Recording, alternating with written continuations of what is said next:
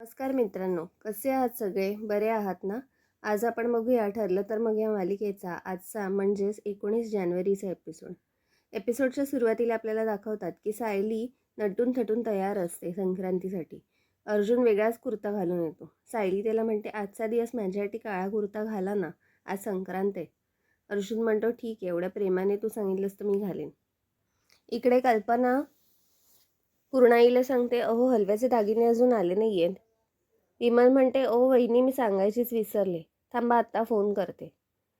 कल्पना म्हणते, "काय गं विमल, एक काम तुझ्याच्याने धड होत नाही."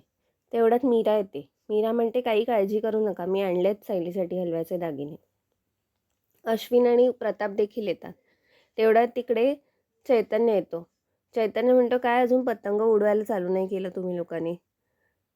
अश्विन म्हणतो, "अरे तू आणणार होतास ना पतंग, असं काय करतोयस?" चैतन्य म्हणतो, "नको नको, राहू दे, मी विसरलो, मी पटकन घेऊन येतो, थांब."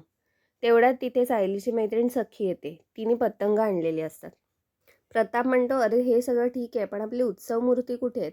तेवढ्यात सायली आणि अर्जुन तयार होऊन खाली येतात. अर्जुन मीराची लगेच चौकशी करतो. "सत्या कसा आहे? सगळे घरातले बरे आहेत ना?" मीरा म्हणते, "हो, मला लवकर जरा घरी जावं लागेल, कोणाला आवडणार नाही मी एवढ्यापर्यंत थांबलेली." सायली म्हणते, "बरं ठीक आहे, तू निघ."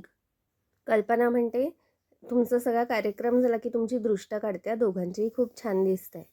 अर्जुन म्हणतो, "ओके मम्मा, आम्ही पतंग उडवायला जातो." सायली म्हणते, "मम्मा,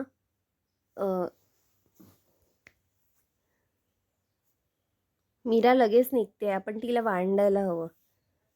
कल्पना म्हणते, "हो, तिळगुळ पाठवते तिच्या घरच्यांसाठी.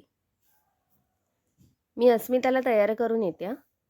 मीरा इकडे सायलीला म्हणते, "खूप नशीबवान आहेस गं, तुझ्या लग्नाच्या वेळी तुला विरोध होता ना आईंचा, पण आता बघ अगदी खऱ्या आईसारखं जपताय."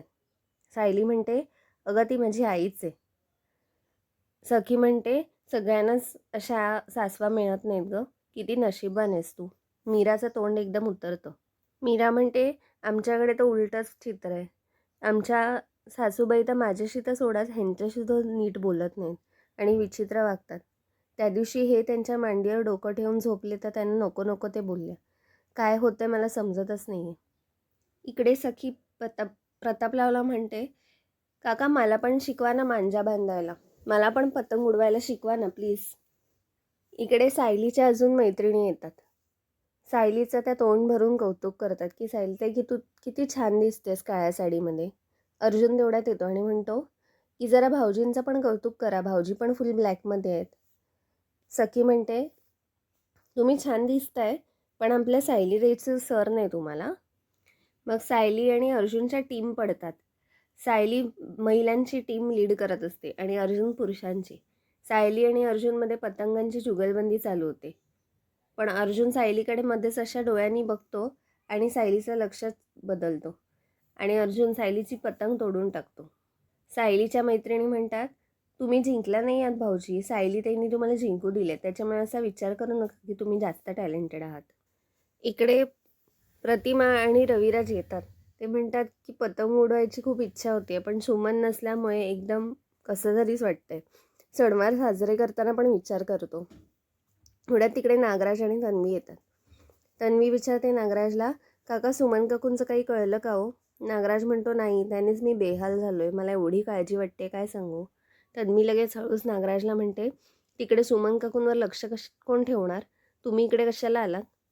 तो म्हणतो, "अर्जुन आणि सायलीला काय समजलंय, कितपत समजलंय, यांच्यावर लक्ष कोण ठेवणार, म्हणून मी इकडे आलोय."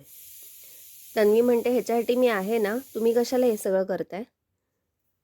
नागराज म्हणतो, "तुझ्यावर लक्ष कोण ठेवेल आणि विश्वास काय करायचा तुझ्यावरती?"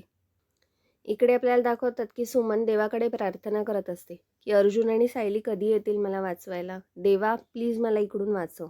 मित्रांनो, आजचा भाग इथेच संपला. पुढील भागात आपल्याला दाखवतात सायली हलव्याच्या दागिन्याने नटलेली असते, पण अर्जुन काही तयार होत नाही. मग सायलीच्या सगळ्या मैत्रिणी त्याला तयार करतात. नंतर आपल्याला दाखवतात की सायलीची एक मैत्रीण नागराज काकांच्या बाजूने चाललेली असते. तेवढ्यात तिला दिसतं की सुमन काकूंचा व्हिडिओ नागराजच्या फोनवर प्ले होत असतो. तिच्या लक्षात येतं ह्या तर सुमन काकूच आहेत. मग ते लगेच काहीतरी नाटक करून नागराज काकांना सांगतात, "नागराज काका, तुमच्यासोबत आम्हाला फोटो काढायचा आहे, प्लीज मला फोन देता?" आणि मग नागराजचा फोन घेऊन तो व्हिडिओ ती मुलगी दुसऱ्या फोनवरती शेअर करते आणि मग सायली अर्जुनला सांगतात की आम्हाला नागराज काकांबद्दल तुम्हाला काहीतरी सांगायचं आहे. मित्रांनो, तुम्हाला आजचा भाग कसा वाटला हे कमेंट्समध्ये नक्की कळवा. आपण भेटूया पुढच्या भागात. तोपर्यंत बघत राहा ठरलं तर मग, आणि व्हिडिओला लाईक, शेअर आणि सबस्क्राईब करायला विसरू नका. बाय.